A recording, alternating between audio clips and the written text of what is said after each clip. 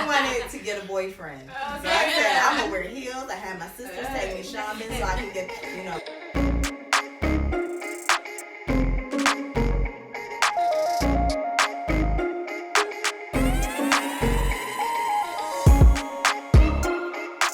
Welcome to Walk the Talk. So today we are talking about inner beauty versus outer beauty. Ladies, we love to look beautiful. We love heels. We love clothes. We love hair extensions. We love it all. Natural hair. Natural hair, But there is a difference between inner beauty and outer beauty. And so we wanted to discuss that from a biblical perspective. So, ladies, when did you first realize the difference between inner beauty and outer beauty? And how did this impact your relationships? So I think from a young age, I had already, my mom had talked to me about, just being kind and being, treating people in a kind way and not looking at people based on their societal class or things like that. And so that was always kind of in there. But I think as I matured, not matured so much, as I grew in age is what I should say, because I don't think it's so much maturity as in emotional maturity. But as I grew in age, I think I started seeing how you become more attracted to, opposite sex, and as I started seeing how much guys how they look at those things, how they look at outer beauty and how attracted they are to those things, then I started placing so much value on that. I want to look in a way that's attractive to men, so and I would see girls that weren't necessarily nice. They could be mean girls, but they look good, so all the guys are flocking to them, what I'm saying? It didn't make me want to be a mean girl, but it made me want to be a pretty girl, what I'm saying? So so I think my ideas of beauty started being a little bit more informed by the world and not so much in my home where my mom was teaching me to be kind and to be loving and to all those things, so I started changing in the direction of inner beauty. I think as I grew in my relationship with God, I started changing in terms of just valuing that more than the outer. Not saying discard the outer altogether and just don't take care of yourself or anything, but in the eyes of God, ultimately what weighs most is the inner beauty. I would agree. I don't think I ever really categorized it, but I was full grown before I even started wearing makeup and that type of thing. So I was never so much into outer beauty, but I can't necessarily say I put a lot of stock into inner beauty. I was just being, I don't know, I was just free flower, but I would agree that as I became closer to God and grew closer in my relationship with Christ, that definitely started changing me to want to change my inner beauty to make my heart pretty, versus the face. But the time did come when I wanted to make the face pretty and such too. So, I don't know what time period that was, but I would say it was pretty recent for me. In the recent years, it wasn't at a very young age this took place in my life. So it was recent years that I started to kind of distinguish the differences between the two. I mean, for me, I've never asked that question. I just think okay, this thing is beautiful, okay, this girl, she's beautiful, she's cute, or this, that, and the thing. But I don't think the standard that I'm putting is the biblical standard. It's just to me, especially when you're looking at the celebrities, I'll be like, oh no, that one is not beautiful, this one is beautiful. That's not me. But is that how things are, biblically speaking? I don't think so. So I think I have my own. If I like something, okay, this, I will say that this is beautiful. So I do think there is a difference there, but I haven't really explored that. Yeah. I think I would say that I'm thinking back when I was younger, all those years ago, and I don't remember I don't remember my mom particularly saying anything "Oh, you're pretty" or anything, and which is fine, which is fine. And I've never really missed it or anything, and I think she did that on purpose so that I would put emphasis on the inner beauty. Okay. But she never told me that. She just never mentioned it. And so when I was getting older and people would say things like, oh, I like this about you, or I like this about you. And I was like, really? It was unusual like, too. Yeah, I was just like, really? I mean, I guess, yeah. I'm like, I guess, and then, you start, wanting a boyfriend and stuff. And that's what happened. That's where it all happened. I wanted to get a boyfriend. So I said, I'm going to wear heels. I had my sisters take me shopping so I can get, my outfits together and all that stuff. And that's where, I realized that I wanted to have outer beauty. You wanted to be snatched. Yeah, I wanted to be snatched. I wanted to be fabulous.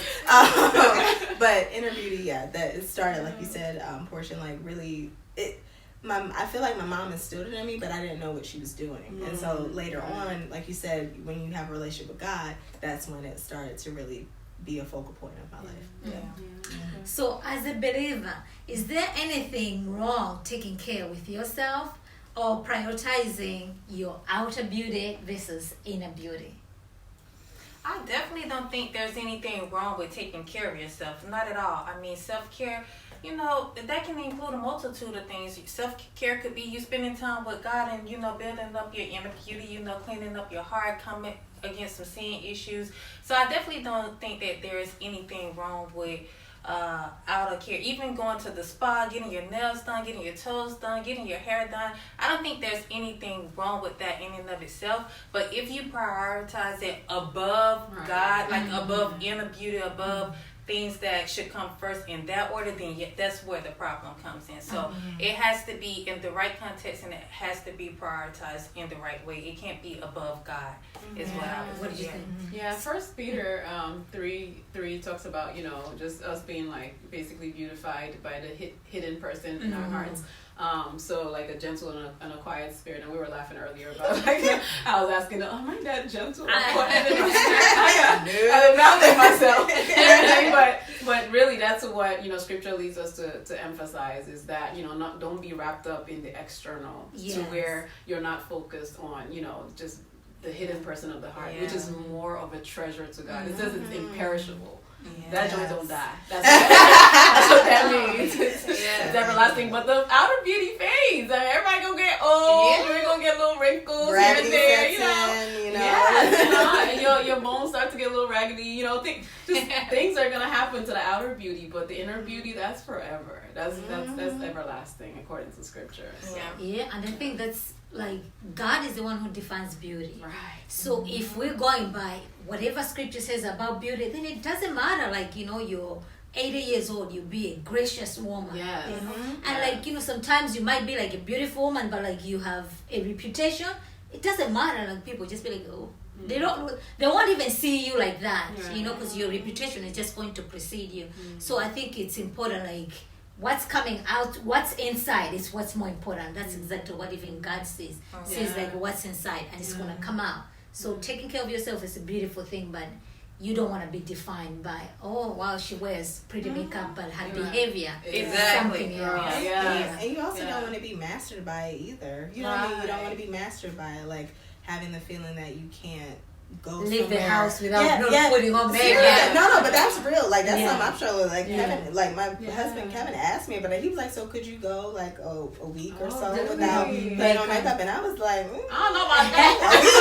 Maybe a day, maybe a couple of hours, but a week. I was like, that's a lot. So it's just like and we're still. That's an interesting question. Yeah, like you're working through that though. You know what I mean? Like, but we are working. You're working through that constantly. So just because we're talking about inner beauty, outer beauty, doesn't mean that we don't struggle with, doesn't mean that we don't struggle with that. I think when because we live in the world, we live among people, we're not supposed to, go by, the way things are done in the world. But the bottom line is every day we're struggling against that. Because we know that this is something that the world, loves and they cherish, they cherish, everybody respects a girl who looks snatched, not respect. I use that word loosely. Respect as in like, like, dang, she looks good. Everybody, I shouldn't say everybody, but the world respects that, so, part of some of our popular icons, popular stars, celebrities, part of the reason why people even pay them as much mind as they do, even though some of them can't sing, can't act, can't do nothing, but we like them so much because they just look so So sometimes the world is like that, and we tend to kind of buy into that, which is struggle. Yeah. So how can we as women uplift and inspire each other to take care of ourselves and to prioritize building up each other in our character and our inner beauty? Well, I'll say this may sound shallow, but all right, so I'm going to answer your question, but I'm going to get an answer.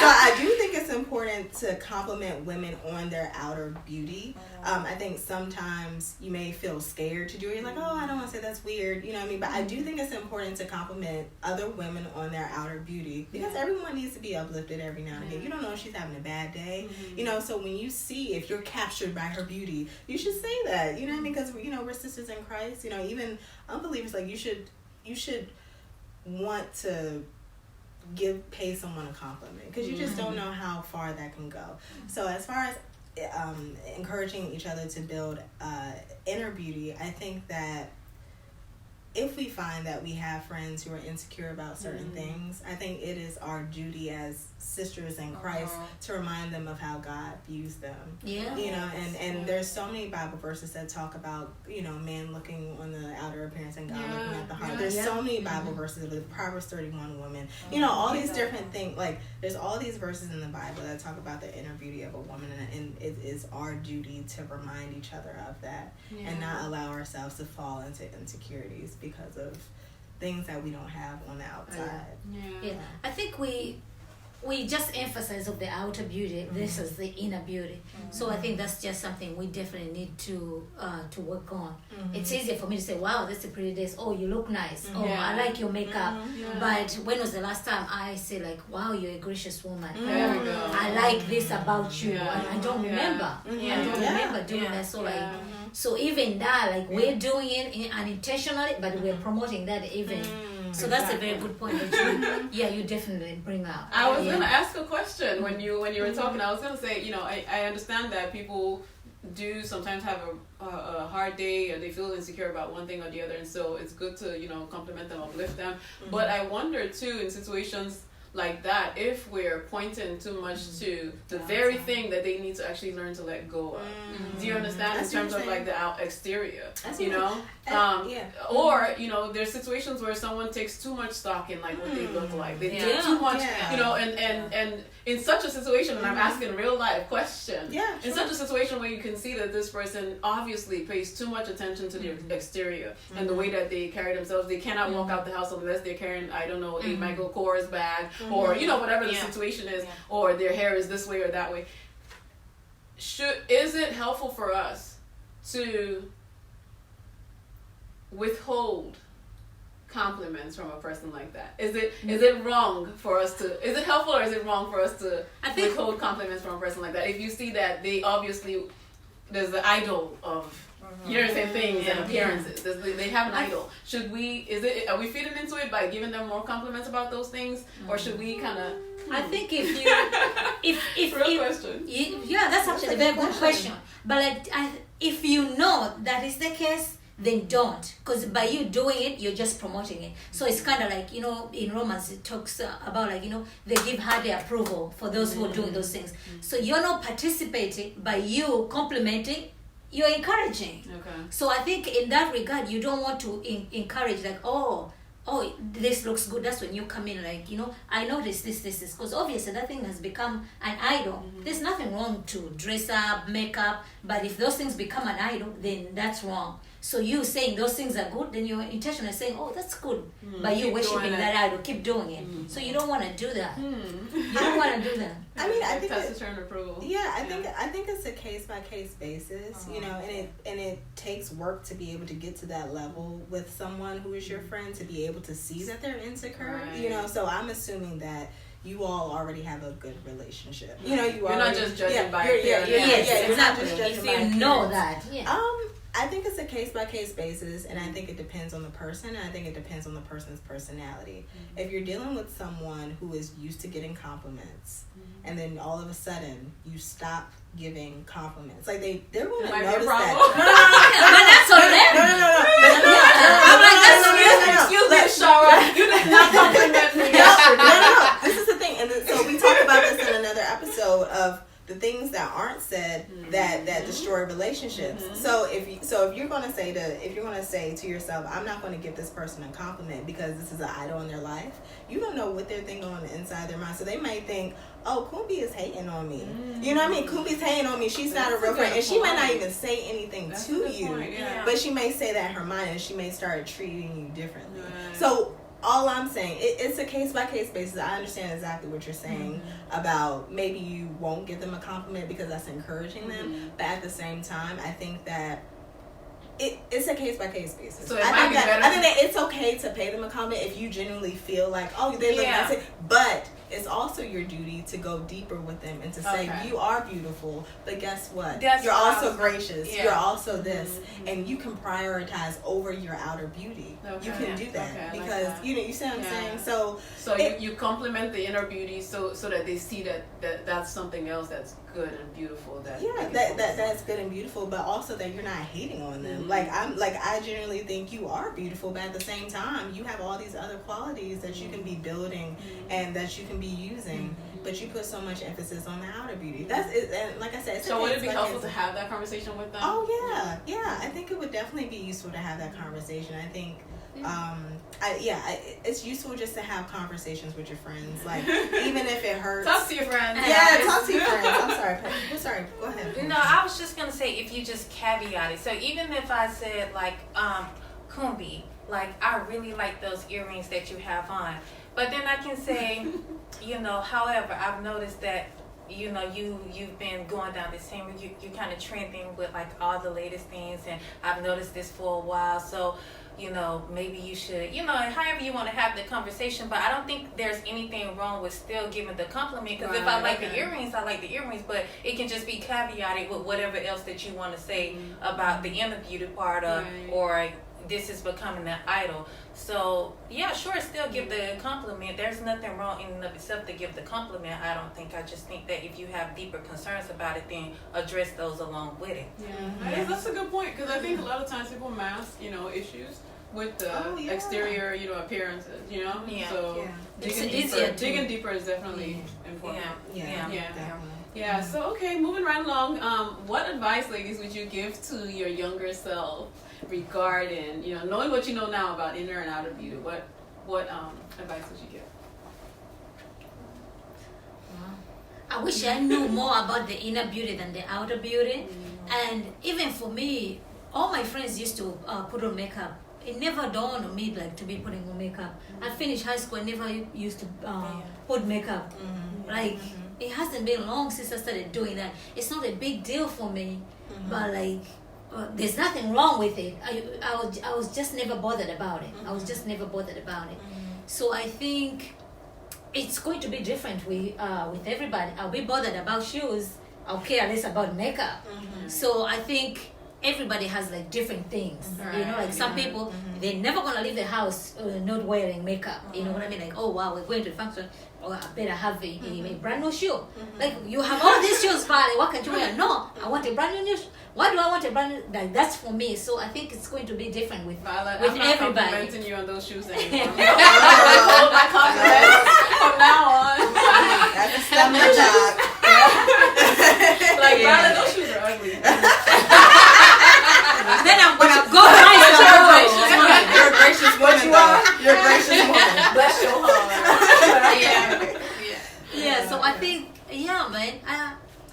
And I'm glad that it was like that way, because like they said, I had like so many friends, and it was just like girls. There was nothing like, like, okay, this person is beautiful, but you didn't know like to yourself like, oh, I see some other people like beautiful. It was other people are going to tell you if you're beautiful. You're just not going to make it up yourself as beautiful. That's how like I grew up. So I was just waiting like, okay, the more people tell me I'm beautiful, then that's going to solidify that I'm beautiful. Otherwise, if I'm not hearing it, means I am not. Because the ones who are, you see what I mean? So that's real though. That's real. I think from my, like what I was saying, like my mom never really emphasized beauty, but like you said, as you grow older and you go to school, kids are very cruel. Very cruel. So like I remember in middle school and high school being teased, or I remember I I thought I was like pretty, and then like some new girls would come in high school and everybody was flocking to them. And I was just like, oh, okay, well, you know, I'm shoplifting. Okay, you know, and then I decided to put on my heels and to put on my outfit and get a boyfriend. Guess what? I got a boyfriend. Oh, yes, I did. I got a boyfriend. So I would They're say, so easy, guys. They're so easy. So I would say to my younger self, not to compare yourself to other girls or other women, and to really just focus on your inner beauty, because that's what's going to withstand time. You know, you're going to get wrinkles, you know, you're going to get gray hair, the gravity is going to drop some things. So focus on your inner beauty, because that doesn't perish. That doesn't perish. And to just not compare yourself, you know. I guess I would say to my younger self, take your mom's advice. Use that lotion each night. That's for the physical part.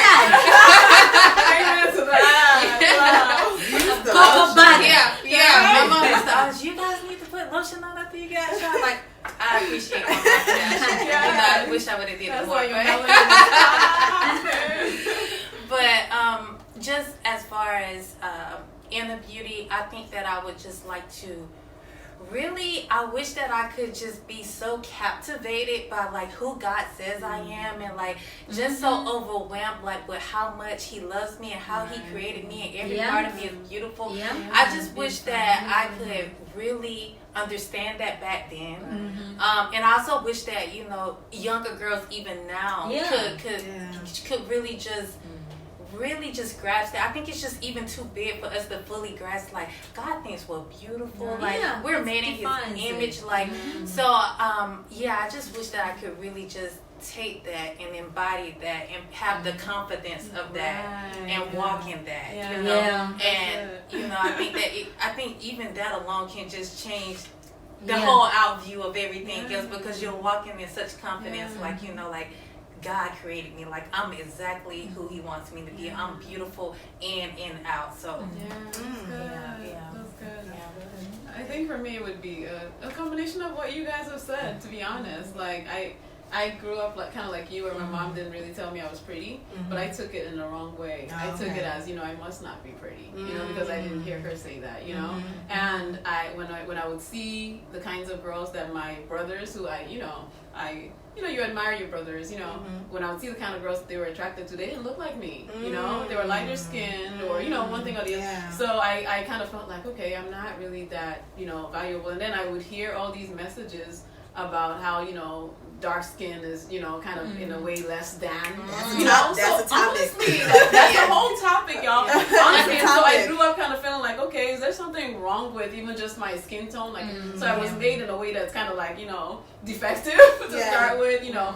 It took a while. The funny thing is my mom is dark skinned and she's beautiful dark skin. Like I admire her. So I always looked at dark skin as beautiful, but in me, I felt like, okay, is there something wrong? Because obviously my brothers like the light-skinned ones, or, you know. So with time, I learned that, you know, the way that God creates us in the different shades and different, you know, hair textures, all of that it's beautiful. This is what, knowing more about God, really opened my eyes up to just His beauty as a creator and the diversity in the things that He creates, you know, and just appreciating that. You know how people say, oh, you know, we don't see color. I think that is such nonsense. Honestly, like in terms of like, you know, in terms of like people, I'm like, yeah, I definitely see color, and it's lovely and it's beautiful and it's diverse. Like if you don't see color, something wrong with you. You know, like, no, see color, it's wonderful. You know, just don't treat people poorly based on, you know, like their color. But I would tell my younger self that you are absolutely beautiful, just the way God made you, and He specifically made you as Kumbi. And you're the only one. Yeah, you're the only one in the whole world. Yeah, you know, and He cherishes that. No one can, you know, sing to Him the way that you sing to Him. He hears your voice specifically. No one can, you know, like talk to Him the way that, like, no, it's just so beautiful and unique. And so I would cherish that more. Like I would bask in that, just like you said, Portia. You know, and not worry about what these little boys have to say about what I look like. you know. Without the Yeah. So. Stinky butt little boys. That's where all the trouble comes from. No, I'm joking. I'm joking. So thank you all for tuning in to today's episode of Walk the Talk. We laughed. We shared some stories about our past of dissecting and digesting inner beauty and outer beauty. And we just want to say that if you all want us to pray for you all, if you have any questions about inner beauty or outer beauty, please email us at WalktheTalk at gmail.com. Please comment, like, and subscribe. And if you like this episode, again, please just reach out to us. We would love to hear from you. Thank you for tuning in again, and we'll talk to you soon. Bye.